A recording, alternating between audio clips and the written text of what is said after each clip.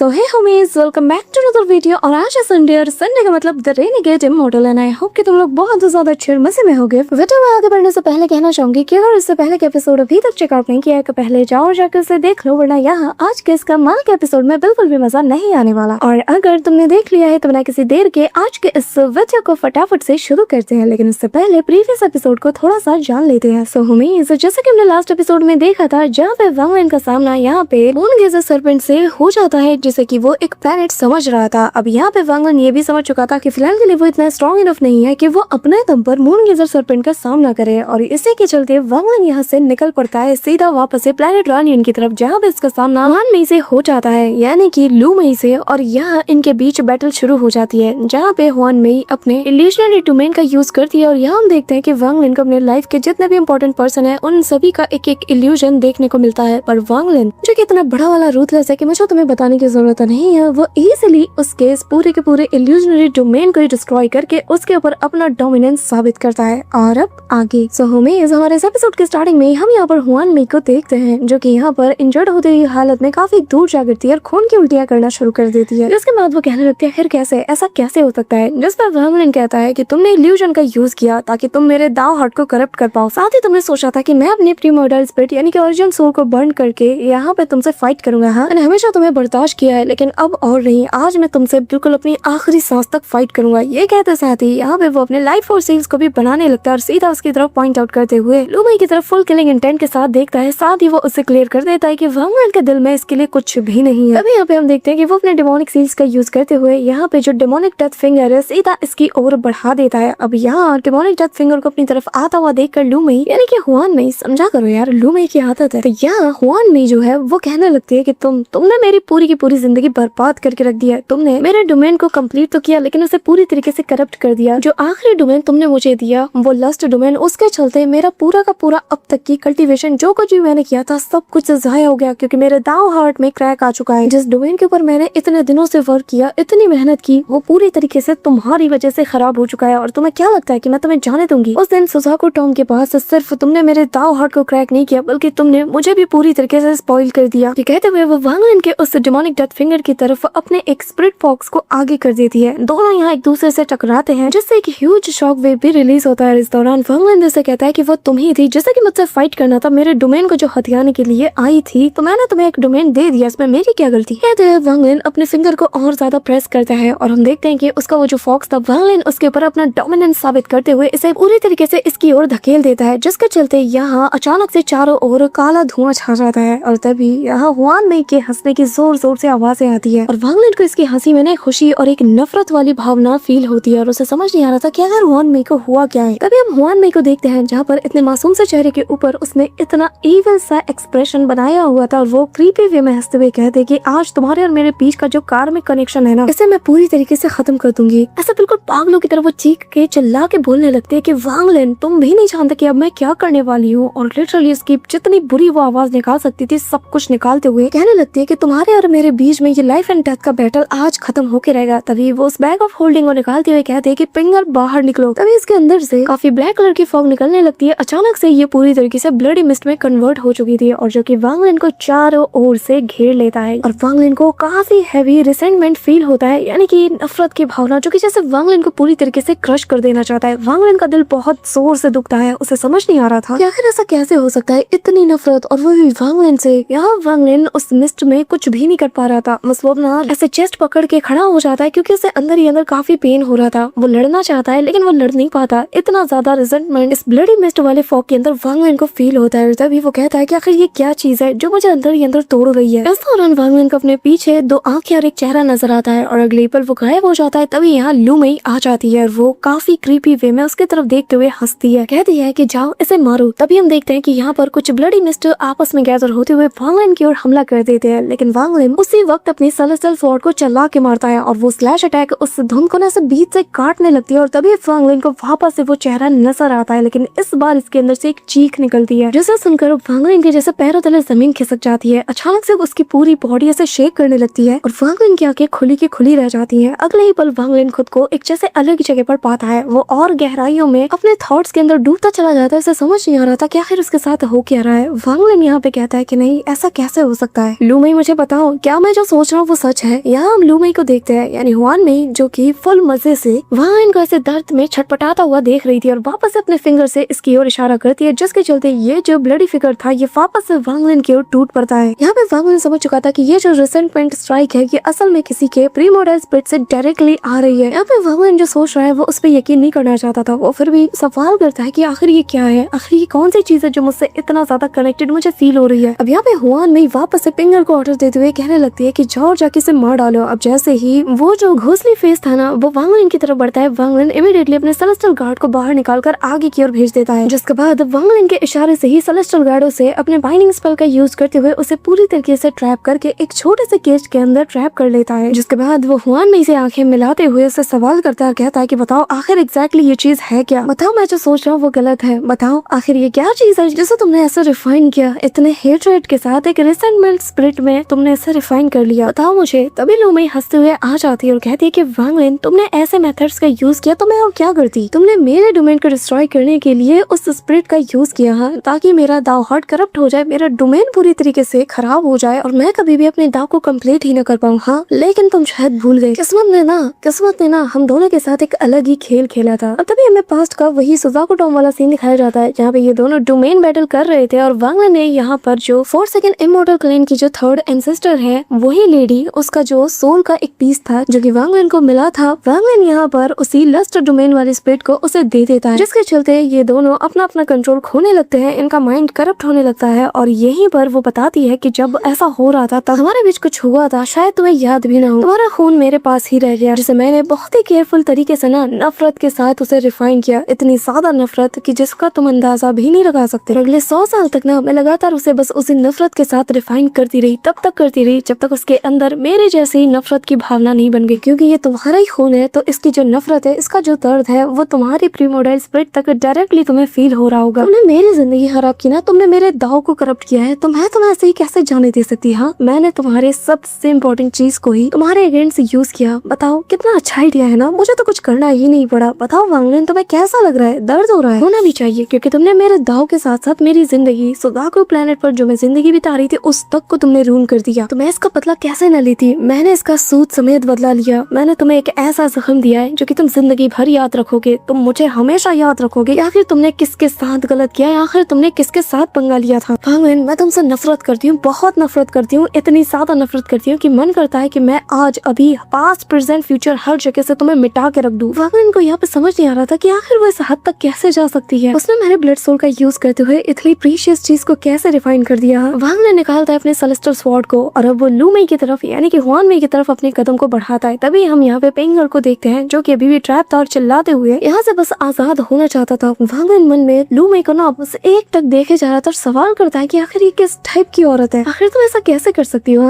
अपने ही बेटे के साथ कैसे। अब गाइस यहाँ पे मैं तुम लोगों को बता दूं कि ऑलरेडी वांग लिन और जो लू मई है ना ये दोनों असल में अपने बेटे के बारे में ही बात कर रहे हैं, बट यहाँ पे जो एनिमेशन टीम है ना वो इसे ऑफिशियली दिखाना नहीं चाहते कि वांग लिन और जो लू मई है इनके बीच कभी कुछ हुआ ही था। लेकिन यहाँ पूरी की पूरी स्टोरी को तो ये बदल नहीं सकते, तो यहाँ बस घुमा फिरा के बात की जा रही है। बट नो ऑफेंस, हम कहाँ बात को घूमने देंगे, हमें तो वही सब पता है, हम तो वही बोलेंगे। तो यहाँ पे हम देखते हैं कि वांग लिन अपने सेलेस्टियल स्वॉर्ड को सीधा उसकी तरफ तानता है और कहने लगता है कि तुमने मुझे मारने के लिए एक मासूम सी सोल के साथ ऐसा कैसे कर सकती हो, इस हद तक तुम कैसे गिर सकती हो, तुम्हारा नफरत तुम्हारा गुस्सा सब कुछ जायज था, लेकिन तुमने इसके साथ क्या किया। अब यहाँ पे हम देखते हैं कि जैसे वो उसके ऊपर हमला करने था, यहाँ पे जो पिंगर था ना वो चिल्ला उठता है, जिसके चलते वांग लिन काफी दूर जा गिरता है। और यहाँ पे लू मई यानी कि हुआन मई जोर जोर से हंसते हुए कहती है कि मेरे सामने तुम मुंह मत खोलो क्योंकि तुम ऑलरेडी बहुत ज्यादा इंजर्ड हो और अब तुम मौत के बहुत करीब आ चुके हो। तभी वो उसके तरफ काफी सारे शार्प नीडल्स को थ्रो करती है, लेकिन अगले ही पल वांग लिन की ऑरा रिलीज होती है, सारी की सारी चीजें वहीं फ्रीज हो जाती है और वांग लिन अपना लाइफ एंड डेथ डोमेन को एक्टिवेट करते हुए कहता है तुम्हारे और मेरे बीच में जो भी ग्रजेस था, जो भी हेट्रेड, जो भी नफरत, जो कुछ भी है, आज मैं यहाँ पे इसे तुम्हारे साथ हमेशा हमेशा के लिए मिटा के रख दूंगा। अब वांग लिन यहाँ पर जो पिंगर है इसे भी चारों ओर से कवर कर लेता है ताकि वो ये नजारा देख ही ना पाए कि इसकी माँ के साथ क्या हो रहा है। अब तभी वो यहाँ पर अपने अंडरवर्ल्ड गेट को भी समन कर लेता है और वांग लिन पूरी गुस्से के साथ कहता है कि अगर आज मैंने तुम्हारी बॉडी और सोल को पूरी तरीके से डिस्ट्रॉय करके तुम्हें यहाँ से ना मिटा दिया ना तो मेरा नाम भी वांग लिन नहीं। यहाँ पे एक इशारे से ही वांग लिन के अंडरवर्ल्ड गेट से अंडरवर्ल्ड रिवर बाहर आता है, जिसे देखते साथ ही हुआन मई पीछे हटते साथ ही एक ट्रेजर को यहाँ पे ओपन करती है जो कि एक बहुत बड़ा सा मिरर था और इस दौरान ये सारे वाटर ड्रैगन्स उसकी तरफ चार्ज करते हैं। ये जो ट्रेजर था असल में इसे जो हुआन फैमिली के एंसेस्टर है उसने दिया था, लेकिन लेकिन यहाँ वांगलिन के अटैक को ये जो मिरर वाला ट्रेजर है जो कि एक डिफेंसिव बैरियर की तरह काम कर रहा था, ये ज्यादा देर तक होल्ड नहीं कर पाता, इसमें क्रैक बनने लगते हैं। लेकिन वांगलिन की जो डिवाइन एबिलिटी है वो भी एक्सेंडेंट के अर्ली स्टेज पे होने के बावजूद इसे देखकर तो लू मई के भी होश उड़ चुके थे। अब तभी वो पीछे हटते हुए नोटिस कर लेती है कि ये सिर्फ इसकी जो डिवाइन एबिलिटी है वो नहीं है, ना ही इसके एक्सेंडेंट की पावर है, बल्कि इसका डोमेन ये भी रैपिडली इंक्रीज हो चुका है। लू मई यहाँ पे हैंड साइन बनाते हुए एस्केप करने की कोशिश करती तो है, लेकिन तब तक वांगलिन 7 स्वॉर्ड फॉर्मेशन को एक्टिवेट कर देता है। अब ये जो 7 स्वॉर्ड थे ये एक एक करके हुआन मई पे हमला करते हैं, लेकिन वो इनसे भी बच के निकलने में कामयाब हो जाती है। इस दौरान वो मिरर वाला जो ट्रेजर था वो भी ब्रेक कर जाता है। हुआन मई यानी कि अपनी मदर को इतनी तकलीफ में देखकर जो पिंगर है वो काफी ज्यादा पेन में था, वो चिल्ला उठता है, जिसके चलते वांगलिन को भी दर्द होता है और वांगलिन उसकी तरफ अटैक करते हुए कहने लगता है कि सब कुछ वापस से हासिल किया जा सकता है, ट्रेजर्स etc सब कुछ, लेकिन जो डोमेन होता है इसे हमें खुद ही कॉम्प्रिहेंड करना पड़ता है। तुम्हारी कल्टीवेशन एक्सेंडेंट के लेट स्टेज की है, या फिर मैं यूं कहूँ कि ऑलमोस्ट तुम पहुंच गई हो, लेकिन तुम्हारा जो डोमेन वो उसे तो तुमने कॉम्प्रिहेंड नहीं किया ना। ये कहते हुए वांगलिन के ये जो अंडरवर्ल्ड रिवर था ना, ये चारों तरफ से उस पे हमला कर देता है और ये ड्रैगन सारे मुंह फाड़ के इसे घेर लेता है। वांगलिन कहता है कि मेरी नजरों में तुम एक एक्सेंडेंट के जो मिडिल स्टेज के कल्टीवेटर्स हैं उनसे भी ज्यादा कमजोर हो। तभी यहाँ पे जैसे उसके ऊपर हमला हो रहा था, यहाँ पे हुआन मई यानी कि लू मई को याद आता है कि कैसे जब सुजाको प्लेनेट का तब का सुजाको यानी कि उसका प्रीवियस मास्टर जो क्यूजी जब वो यहाँ पे युन क्यूजी से बदला लेने के लिए जा रहा था, तो उसने उसे एक ट्रेजर दिया था जो कि और कुछ नहीं बल्कि था फोर्थ सोल। अब ये फोर्थ सोल क्या है ये तो मुझे कमेंट में बताना, नहीं भी बता पाए तो एंड में मैं बता ही दूंगी, लेकिन इससे पता चल जाएगा कि कौन कौन हमारी वीडियोस को बिल्कुल एंड तक और बिल्कुल गौर से देखता है। तो में से कितने लोगों को द रेनेगेड इमॉर्टल की स्टोरी याद है। तो यहाँ पे लू मई ना उसी फोर्थ सोल को बाहर निकालती है, जिसे देखकर तो वांगलिन इमीडिएटली रिकॉग्नाइज कर लेता है कि ये तो फोर्थ सोल है, जैसे कि वो एक नाइफ की तरह यूज करी थी। और जैसे ही वांगलिन ये देखता है ना, वो इमीडिएटली अपने फिंगर से उस नाइफ को रोक लेता है। इस दौरान यहाँ पे जो पिंगर है वो काफी जोर जोर से चिल्ला रहा था, जिससे वांगलिन का ध्यान भटकता है। तो वांगलिन यहाँ पर पूरी तरीके से इस केज को ही सील कर देता है ताकि उसकी आवाज वांगलिन के कानों तक ना पहुंचे। अब वांगलिन फोर्थ सोल यानी कि इस नाइफ की तरफ देख रहा था और कहने लगता है कि ये मेरे सोल डिफाइनिंग सेक्ट का ट्रेजर है, सबसे अल्टीमेट सोल फोर्थ सोल। तुम्हारी जैसी औरत ना इस लायक ही नहीं कि वो इस फोर्थ सोल को अपने पास रखे। ये कहते हुए यहाँ पे वांगलिन कंप्लीटली इसके ऊपर से जो हुआन मई है इसका डिवाइन सेंस हटा देता है और अब ये हमेशा के लिए वांगलिन का हो जाता है। और ये देखते साथ ही हुआन मई भी उल्टे पैर दौड़ने लगती है, क्योंकि वो जानती है कि अब उसके पास बचने का कोई ऑप्शन नहीं, पर वांगलिन उसे भागने कैसे दे सकता था। वांगलिन यहाँ पर उसके ओरिजिनल सोल के अंदर मौजूद एंशिएंट थंडर ड्रैगन की थंडर का यूज करता है और सीधा यहाँ पर एक इशारे से काफी सारी बिजली यहाँ पे हुआन मई पे गिराने लगता है, जिससे बचते बचाते वो भाग रही थी। पर तभी वांगलिन के एक कमांड से ही काफी सारे थंडर सीधा उसका और रुख मोड़ लेते हैं और जैसे ही एक साथ उसके ऊपर टूटने वाले थे, अचानक से जैसे ये पूरा का पूरा वर्ल्ड फ्रीज हो जाता है। स्पेस को क्रैक करते साथ ही यहाँ पे एक जायंट सा बर्ड आता है जो कि दिखने में किसी मोर के समान था और ये आते साथ ही वांगलिन के इस लाइटनिंग अटैक से टकरा जाता है और लू मई की जान को बचाने की पूरी कोशिश करता है। तभी यहाँ पे एक ह्यूज से एक्सप्लोजन के साथ सब के सब दूर छिटक जाते हैं। यहाँ पे वांगलिन देख के हैरान था कि हुआन फैमिली का एंसेस्टर यहाँ लू मई यानी कि हुआन मई को बचाने के लिए आ चुका है और यहाँ वो वांगलिन को बहुत ही कोल्ड निगाह से देखने लगता है। लेकिन वांगलिन कहाँ किसी से डरने वाला था, वो सीधा उसके मुंह पे कहता है कि अगर तुमने इसे बचाने की कोशिश की तो तुम्हारे साथ साथ तुम्हारी पूरी की पूरी हुआन फैमिली को मैं स्लॉटर करके रख दूंगा, कोई एक पर्सन नहीं बचेगा। हुआन एंसेस्टर कहने लगता है कि एरोविन जूनियर आखिर तुम्हारी हिम्मत कैसे हुई, इससे क्या फर्क पड़ता है कि तुम्हारे पास एक इल्यूजनरी यिन स्टेज का पपेट है, फिर भी तुम मेरा मुकाबला नहीं कर सकते। मेरे सामने ना तुम एक चींटी के बराबर हो, जिससे कि मैं जब चाहूँ तब मसल सकता हूँ। ये कहते हुए वो वांगलिन के ऊपर अपना प्रेशर डालता है और कहता है अभी भी अगर तुम्हारी अकल ठिकाने नहीं लगी ना तो फिर मैं तुम्हारी सोल के टुकड़े टुकड़े कर दूंगा। अब तभी वो हुआन मई को इशारा करता है, जिसके बाद ये दोनों यहाँ से निकल जाते हैं। पर वांगलिन की सटक चुकी थी क्योंकि धमकियां सुनने की उसकी आदत है नहीं। वांगलिन का किलिंग इंटेंट जागता है, निकालता है वो लिंग त्यानो की स्वॉर्ड एनर्जी और चला के मारता है। इस दौरान लिंग त्यानो का जो टायरैनिकल फिगर है वो उसके पीछे बनता है और यहाँ लिंग त्यानो के स्वॉर्ड एनर्जी का ये स्लैश अटैक उसी ओर जाने लगता है, जिस क्रैक से हुआन मई वापस से अपने एंसेस्टर के पैलेस के अंदर आ चुकी थी और ये क्रैक धीरे धीरे बंद होने लगता है। लेकिन अचानक से हुआन एंसेस्टर समझ आता है कि कुछ गड़बड़ है, ये इमीडिएटली इसे क्लोज कर देता है। पर तभी हम देखते हैं कि उसे वापस से फाड़ते हुए वो स्लैश अटैक सीधा इसकी ओर आ चुका था। अब ये स्लैश अटैक इसके पैलेस को दो टुकड़े में काटते हुए आगे बढ़ रहा था और एक निर्वाणा क्लेंसर के स्वॉर्ड एनर्जी को देखकर तो यहाँ पे जो हुआन एंसेस्टर है इसके पैरों तले जमीन खिसक जाती है। सेकंड के आधे हिस्से में ही हुआन एंसेस्टर लू मई यानी कि हुआन मई को लेकर यहाँ से निकल पड़ता है और ये पैलेस उस एक सिंगल स्वॉर्ड स्ट्राइक से कम्प्लीटली धराशायी हो जाता है। लेकिन ये इम्पैक्ट अभी तक रुकता नहीं, ना ये स्लैश अटैक, ये लिटरली आगे की ओर बढ़ते हुए सीधा इनकी ओर आ चुका था। और यहाँ पे जो हुआन एंसेस्टर है उसके मन में एक ही सवाल आता है कि अगर कौन सा ऐसा सन की निर्वाणा क्लेंसर का एक्सपर्ट होगा कि वो अपने एक जूनियर को इतनी पावरफुल डिवाइन एबिलिटी के साथ अपने स्वॉर्ड एनर्जी को दे देगा, वो भी एक ऐसे जूनियर को जो कि एक फर्स्ट स्टेप का कल्टीवेटर है। यहाँ हम देखते हैं कि आसपास वो बैरियर बनाने लगता है, लेकिन ये जो स्वॉर्ड एनर्जी थी हुआन एंसेस्टर इस स्वॉर्ड एनर्जी को रोकने के लिए काफी सारे जो ईयर्स बीस्ट की सोल होते इन्हें आगे कर देता है। दोनों एक दूसरे से टकराते हैं और एक ही पल में ये पूरी तरीके से धराशायी हो चुके थे, जिसका इम्पैक्ट इस पूरे के पूरे पैलेस के आसपास के इलाकों में भी देखने को मिलता है। सब कुछ शांत हो जाता है और तभी हुआन एंसेस्टर कहने लगता है कि अगर इसके पास ऐसे ही 4-5 फॉर्ड एनर्जी और हुई ना तो फिर तो मैं भी इसे नहीं बचा सकता, लेकिन हाँ मैं कसम खाता हूँ मैं इसे छोड़ूंगा नहीं। मुझे जल्द से जल्द अपनी निर्वाणा स्क्रायर तक की कल्टीवेशन को रिकवर करना होगा, जिसके बाद मैं खुद इसे तड़पा तड़पा के मारूंगा। इसी के साथ हुआन में आगे बढ़ चुकी थी यहाँ अपने बाकी के लोगों की मदद करने, जिसे देखते साथ ही एंसेस्टर मन में कहता है कि लू मई मेरी एकमात्र चॉइस है जिसके जरिए से मैं अपने दाव को कंप्लीट कर सकता हूँ, जिसके बाद मैं उसी के जरिए से निर्वाणा क्लिंजर के स्टेज पे ब्रेक थ्रू कर पाऊंगा और मेरे पास इससे शॉर्टेस्ट और इससे बेहतरीन ऑप्शन और कुछ भी नहीं, और मैं ऐसी अपॉर्चुनिटी को भला उसके हवाले क्यों करूँ, चाहे जो हो जाए मुझे इसे बचाना ही होगा। अब तभी यहाँ पर वो अपनी जायंट सी फॉर्म को अनलीश करते हुए ये भी कहता है कि चाहे जो हो जाए मेरे हुआन फैमिली के फाउंडेशन को भी कोई भी हिला नहीं सकता और एक बाहरी कल्टीवेटर तो बिल्कुल भी नहीं। तभी यहाँ पे हम देखते हैं कि उसका ये जो जायंट सा फॉर्म था ये बाकी के फैमिली के जो एंसेस्टर हैं इन सभी को मदद के लिए बुलाता है और कहने लगता है कि ओल्ड फेलो कियान, आज मुझे तुम्हारी जरूरत है, मुझे तुम्हारी मदद चाहिए। यहाँ पे बेसिकली वो कियान फैमिली के एंसेस्टर को आवाज देता है और यहाँ पे दूर पर सर्कुलेशन में मौजूद कियान एंसेस्टर अपनी आंखें खोलता है। इंटरेस्ट में इसका और वांगलेन का जो सीन होगा ना वो काफी ज्यादा मजेदार होने वाला है। अब तभी सीन शिफ्ट होता है, हम वांगलेन को देखते हैं जहाँ पर वो अभी भी प्लेनेट रानियम के एक काफी हिडन एरिया में मौजूद था, जहाँ पर चारों तरफ बर्फीली वादियां थी और यहाँ वांगलेन के सामने 1 मिलियन सोल फ्लैग मौजूद था और वांगलेन के हाथों में था वो 4th सोल और वो यहाँ पे अपने मास्टर यानी अपने सबसे रिस्पेक्टेड सीनियर दूतियान को याद करते हुए उनसे कहने लगता है कि आपका ये डिसाइपल इसने हमारे सोल रिफाइनिंग सेक्टर के सबसे रिस्पेक्टिव सोल 4th सोल को कलेक्ट कर ही लिया। उम्मीद करता हूँ कि इससे आपकी आत्मा को शांति मिलेगा। अब तभी वो 4th सोल को जैसे इसके अंदर एंटर कराता है, यहाँ पे हमें सीनियर दूतियान का एक होलोग्राम दिखाया जाता है जो कि ऐसा लग रहा था कि जैसे वांगलेन के आज के इस काम से काफी ज्यादा सेटिस्फाइड है और तभी वांगलेन सोल फ्लैग को अपने पास रख लेता है। तभी यहाँ पे वांगलेन संशी को सामने आने के लिए कहता है। अब डरते डरते वो आता है, वांगलेन से माफी मांगने की कोशिश करता है, लेकिन वांगलेन उससे कहता है कि फॉर्मेलिटी निभाने की बिल्कुल भी जरूरत नहीं। अब संशी उसे बताने लगता है कि असल में ब्रदर्स हमें माफ कर देना कि हमने आपसे ये बात छुपाई कि हमारा एक अवतार भी है, वाकई में हमने आपके साथ गलत किया, हम वाकई में चाहते थे कि आप इस फाइट में इन्वॉल्व हों। अब इससे पहले कि वो कुछ और कह पाता वांगलेन सीधा मुद्दे पे आता कहता है कि बाकी के दोनों कहाँ हैं, जिस पे संशी बताने लगता है कि वो लोग ऑलरेडी इस प्लेनेट को छोड़कर अपने कुछ मेंबर्स के साथ ऑलरेडी एक हायर प्लेनेट की तरफ निकल गए ताकि वहाँ पे कल्टीवेट करके ये लोग थोड़े ताकतवर हो जाएं ताकि अपनी जिंदगी की नई शुरुआत भी कर पाए, लेकिन मैं यहाँ पर रह गया, मैं नहीं जा पाया और ना ही मैं जाना चाहता हूँ। ये कहते हुए वो खांसने लगता है और वांगलेन समझ आता है कि इसके जो फाउंडेशन है ये काफी ज्यादा खराब हो चुके हैं, यानी कि कल्टीवेशन रूट्स इसके बहुत बुरी तरीके से बिगड़ चुके हैं, किया जा सकता है। अब तभी वांगलेन इससे कहने लगता है कि मुझे बाकी दोनों से कोई मतलब नहीं, इनके साथ जो मेरा कर्म था वो भी अब सेटल हो चुका है, लेकिन मेरे पास ना तुम्हारे लिए 2 ऑप्शन है। पहला, मैं तुम्हारी मदद करूंगा वापस से सोल ट्रांसफॉर्मेशन स्टेज पे पहुंचने में, लेकिन हाँ अगर तुम वहां तक पहुंच जाते हो तो वहां से तुम्हारी कल्टीवेशन फिर आगे बूस्ट नहीं हो पाएगी। और दूसरा, मैं तुम्हारी मदद करूंगा ताकि तुम late stage of lens and soul तक पहुंच जाओ, जिसके बाद तो तुम्हें वापस से शुरू करना होगा और इसके आगे तुम सोल फॉर्मेशन के ऊपर जा पाओगे, यानी ये कम्प्लीटली तुम्हारे प्रोग्रेस के ऊपर डिपेंड करेगा और मेरे ख्याल से शायद तुम्हें मौका भी मिले कि तुम आगे अपने बेहतरीन फ्यूचर को भी देख पाओ। अब इसकी ये बातें सुनकर ना संशी को यकीन नहीं होता अपने कानों पे, लेकिन वो जानता है कि एक्सीडेंट पे ब्रेक थ्रू करना कितना ज्यादा खतरनाक है, ऑलमोस्ट मौत को गले लगाने जैसा है, और वो कहने लगता है कि मेरे अंदर इतना दम नहीं कि मैं वापस से उस सिचुएशन को फेस करूं, इसलिए वो फर्स्ट ऑप्शन को चूज करता है और कहता है कि आप प्लीज मुझे मेरी पुरानी कल्टीवेशन वापस कर दीजिए, जिसमें वांगलेन मान जाता है और अपने अंडरवर्ल्ड रिवर को निकालता साथ ही वो इस पूरे के पूरे रिचुअल को परफॉर्म करना शुरू कर देता है। अब यहाँ 3 दिन बाद का हमें सीन दिखाया जाता है जहाँ पे हम सनकाई को देख पाते हैं और वांगलेन इससे मिलने आता है, इससे कुछ ऐसे इंग्रेडिएंट्स की मांग करता है जिसे देखकर साथ ही वो कहने लगता है कि आखिर तुम्हें ऐसा क्यों लगता है कि मुझे ये सारी चीजें पता होंगी और भला मैं इन इंग्रेडिएंट्स को ढूंढने में तुम्हारी मदद क्यों करूं, जिस पे वो कहता है कि पूरे के पूरे इस ऑल हेवन स्टार सिस्टम में सिर्फ तुम ही हो जैसे कि मैं अच्छे से जानता हूँ, और अगर तुम मेरी मदद करते हो तो मैं वादा करता हूँ कि फ्यूचर में तुम्हें अगर मुझसे कभी भी कोई हेल्प चाहिए होगी तो मैं बिना किसी सवाल के तुम्हारी मदद जरूर करूंगा। जिससे वो कहता है कि हाँ ऐसी चीज है जिसमें कि मुझे तुम्हारी मदद चाहिए। वांगलेन कहता है कि अगर मेरे वो हद में हुआ तो मैं जरूर करूंगा। साथ ही वांगलेन यहाँ पर कुछ और चीजें भी इससे पूछता है और इनके जवाब वांगलेन को मिल भी जाते हैं और तभी हम देखते हैं कि नेक्स्ट सीन में वांगलेन निकल पड़ता है अपने उसी थंडर ड्रैगन के ऊपर सवार होकर, और यहाँ उसे प्लैनेट 1000 इल्यूजन का पता भी चाहिए था और इसकी जितनी भी इन्फॉर्मेशन थी उसे भी वांगलेन को मिल जाती कि यहाँ पर कियान फैमिली से लेकर हुआन फैमिली और फिर जू फैमिली, ये तीनों सबसे पावरफुल फैमिलीज हैं जो कि यहाँ पे रूल करती हैं, लेकिन हुआन फैमिली के पास बस एक सेकंड स्टेप का कल्टीवेटर है और वो है इनका एंसेस्टर। वांगलेन समझ आता है कि या तो हुआन फैमिली के पास काफी सारे ट्रेजर्स होंगे या फिर काफी तादाद में रीइंफोर्समेंट होगी जिसके चलते ये लोग अभी भी अपना दबदबा वहाँ पे कायम रख पा रहे हैं, या फिर ऐसा भी हो सकता है कि इनके पास दोनों चीजें हो। अब वांगलेन यहाँ पे चलते चलते 1000 इल्यूजन प्लेनेट के काफी करीब पहुंच चुका था। तभी यहाँ पे एक ह्यूज सा इम्पैक्ट वांगलिन को रोक देता है और कहने लगता है कि आखिर इतने भी जल्दी क्या है लड़के, वही रुक जाओ और मुझे जवाब दो कि आखिर तुम प्लेनेट 1000 इल्यूजन में क्यों जा रहे हो, क्या तुम्हारा लेना देना हुआन फैमिली से है? जिसमें वांगलिन हाँ में जवाब देता है और इसका सीधा जवाब सुनकर ना यहाँ पे जो क्यान फैमिली का ये एंसेस्टर था जिसका नाम क्यान कोजी, जो कि इल्यूजनरी यिन स्टेज पे है और ये क्यान फैमिली का एक थर्ड एंसेस्टर है, और ये मन में कहने लगता है कि हुआन वुकिंग काफी ज्यादा कनिंग है, लेकिन वो इतना ज्यादा पागल भी तो नहीं कि एक मामूली से कल्टीवेटर से डील करने के लिए वो अपने इल्यूशन मून मिरर ट्रेजर को मुझे दे दे, वो भी हमेशा हमेशा के लिए। या तो इसका दिमाग खराब हो गया है या फिर ये लड़का वाकई में बहुत ही ज्यादा ताकतवर है, लेकिन मुझे इसमें कुछ खास नजर नहीं आ रहा। यहाँ पे क्यान एंसेस्टर सोचने लगता है, अब क्यान क्यूजी सोचने लगता है कि हो सकता है कि इस लड़के का जो बैकग्राउंड है ये काफी ज्यादा स्ट्रॉन्ग हो। तभी वो कहता है कि मानना पड़ेगा, इतने कम उम्र में ही तुमने यहाँ पे क्लाइंट्स के नाक में दम करके रखा है। चलो अब चुपचाप बताओ आखिर तुम्हारे सीनियर्स का नाम क्या है। ये कहते हुए वो वांगलिन के ऊपर अपना कंप्लीट प्रेशर डालने लगता है और कहता है कि बता दो वरना बाद में मैं तुम्हें बोलने लायक छोड़ूंगा नहीं। यहाँ पे इसके ऊपर इतना प्रेशर पड़ रहा था लेकिन वांगलिन का कुछ खास फर्क नहीं पड़ता। तभी वो अपने उसी सेलेस्टियल पपेट को यहाँ से काफी दूर बुला लेता है। अब यहाँ पे सेलेस्टियल पपेट को देखते साथ ही जो क्यान क्यूजी है उसे अपनी आंखों में यकीन नहीं होता कि इतने कम उम्र में इसके पास एक इल्यूजनरी यिन पपेट है। अब क्यान क्यूजी सोचने लगता है कि ऐसी कौन सी फैमिली है जो कि रिफाइनिंग में इतनी ज्यादा एक्सपर्ट है कि इतने पावरफुल और इतने स्मूथली किसी पपेट को रिफाइन कर सकती है, और इतने ग्रेट और पावरफुल पपेट को एक जूनियर के हाथों में दे देना जिसकी खुद की अपनी कल्टीवेशन अभी फर्स्ट स्टेप पे है। मैं भी जानना चाहता हूँ कि आखिर हमारे ऑल हेवन स्टार सिस्टम में ऐसी कौन सी फैमिली एक्सिस्ट करती है। वांगलिन उसे रिस्पेक्ट के साथ कहता है कि सीनियर, हुआन फैमिली और मेरा कुछ पर्सनल मैटर है, इसलिए उम्मीद करता हूँ कि आप बीच में नहीं पड़ोगे। जिसमें वो कहता है कि अपने पपेट को यहीं छोड़ दो, फिर मैं हुआन फैमिली और तुम्हारे मैटर में बिल्कुल भी इन्वॉल्व नहीं हूँ। वांगलिन कहता है कि ठीक है फिर अब तो यहाँ पे बात करने लायक कुछ बचा ही नहीं। जिसके बाद वो पपेट को इशारा करता है जो टेलीपोर्ट होते साथ उसके सामने आकर उसके ऊपर एक जायंट सा पंच अटैक करने वाला था। तभी यहाँ पे क्यान क्यूजी मन में कहने लगता है कि इस लड़के को तो मैं मार डालूंगा, लेकिन मुझे हर हाल में इस पपेट को पाना है। और तभी वो उसके साथ फाइट करना शुरू कर देता है, जहाँ वो देख के शॉक्ड हो जाता है कि इस पपेट को तो एक फिजिकल बॉडी के साथ रिफाइन किया गया है। इसी के साथ यहाँ पे वो अपने काफी सारे स्पेल्स का यूज करता है, जहाँ हम देखते हैं कि काफी सारे रून्स बनने लगते हैं जो कि यहाँ पे इसे ट्रैप करने लगते हैं वांगलिन के इस पपेट को। और वांगलिन दूर से ये सारा नजारा देखकर समझ आता है कि उसका पपेट इसके साथ फाइट में जीत नहीं सकता, क्योंकि भले ही इसकी कल्टीवेशन लेवल इस वक्त इल्यूशनरी यिन के लेवल के बंदगी है, लेकिन इसकी ट्रू कल्टीवेशन अभी उस तक नहीं है और ना ही एक ट्रू इल्यूशनरी यिन एक्सपर्ट को ये कभी भी हरा सकता है। अगर मुझे इसे हराना है तो मुझे हर हाल में 7 स्वॉर्ड फॉर्मेशन का यूज करना ही होगा। वांगलिन काफी सारे अलग अलग मेथड के जरिए से बैटल को ऐसे कैलकुलेट करने की कोशिश करता है कि ये करूंगा तो वो होगा और वो करूंगा तो ये होगा। वांगलिन का प्लान बन के रेडी था। पहले वो 7 स्वॉर्ड फॉर्मेशन से इसे डिस्ट्रैक्ट करेगा, फिर लिंगटियानो की स्वॉर्ड एनर्जी का यूज करके इसे एक ही झटके में पूरी तरीके से हरा के रख देगा। इस दौरान क्यान क्यूजी कहता है कि मैं सबसे पहले तुम्हारे पपेट को रिफाइन करूंगा, और तभी वो यहाँ पर अपने थंडर फॉर्मेशन को भी एक्टिवेट कर लेता है। अब थंडर का नाम सुनते साथ ही वांगलिन अपने किलिन को बाहर निकालता है। इसके चलते इसका थंडर फॉर्मेशन का जो फाउंडेशन है ये पूरी तरीके से बिगड़ जाता है और ये काफी ज्यादा शॉक्ड होते हुए उस किलिन की ओर देखता है। और लिटरली वांगलिन का ये जो सिल्वर किलिन था ना, ये अपने मुंह से आसपास की जितनी भी डिस्ट्रक्टिव एनर्जी और इसने जो भी यहाँ पे थंडर रिस्ट्रिक्शन से लेकर फॉर्मेशन जो भी लगाया था सब कुछ डिवोर कर जाता है। यहाँ पे हम देखते हैं कि थंडर किलिन की ताकत से वांगलिन इतना समझ चुका था कि इसका ये जो थंडर किलिन है ना, अगर यहाँ पे ये हारता हुआ नजर आया तो भाई ये बिल्कुल पागल हो जाएगा, ब्रिजर्व मोड में चला जाएगा और फिर तो इस एंसेस्टर की ऐसी की तैसी करके रख देगा और तभी मुझे मौका मिल जाएगा इस पर वार करने का। यहाँ पे हम देखते हैं कि जो थंडर किलिन था ना, इसे देखते साथ ही जो क्यान क्यूजी था वो हैरानी के साथ कहता है कि क्या एक थंडर बीस्ट। जिसके बाद वो वांगलिन को बहुत गौर से देखता है और कहता है कि तो इसका मतलब ये है कि आप थंडर सेलेस्टियल टेंपल से आए हो। तभी वो वांगलिन के पास जाता है, माफी मांगते हुए कहता है कि प्लीज सीनियर मुझे माफ कर दीजिए, मैं अपने किए पे शर्मिंदा हूँ कि मैंने आप जैसे मैसेंजर का रास्ता रोकने की कोशिश की। प्लीज एक थंडर मैसेंजर के सामने मुझे थोड़ा बिहेव करना चाहिए था, मुझसे गलती हो गई, मुझे माफ कर दीजिएगा, मैंने आपको किसी और से तुलना कर लिया था, बस एक बहुत बड़ी गलतफहमी का मैं शिकार हो गया था, मेरा ऐसा कोई इरादा नहीं था कि मैं आपको ऑफेंड करूं, आपको डिसरिस्पेक्ट करूं। वांगलिन भी यहाँ पे मौके पे चौका मारने के लिए बहुत ही कमाल की एक्टिंग करता है और कहता है कि अच्छा जरा सुनाओ कैसी गलतफहमी। जिस पे वो कहता है कि वो क्या है ना, मेरी बूढ़ी आंखें दिखता नहीं है ठीक से, मैंने आपको कोई नॉर्मल सा कल्टीवेटर समझ लिया, प्लीज माफ कीजिएगा और हाँ आप पुरसुकून रहिए, मैं वादा करता हूँ आपका हुआन फैमिली के साथ जो भी मैटर है मैं इसमें बिल्कुल भी नहीं पड़ूंगा। हमारा कोई भी क्यान फैमिली का कोई भी बंदा आपको आज के बाद कभी भी परेशान नहीं करेगा और आपके मामले में दखल देना तो दूर की बात। और आज अभी इसी वक्त से मैं क्यान फैमिली का थर्ड एंसेस्टर होने के नाते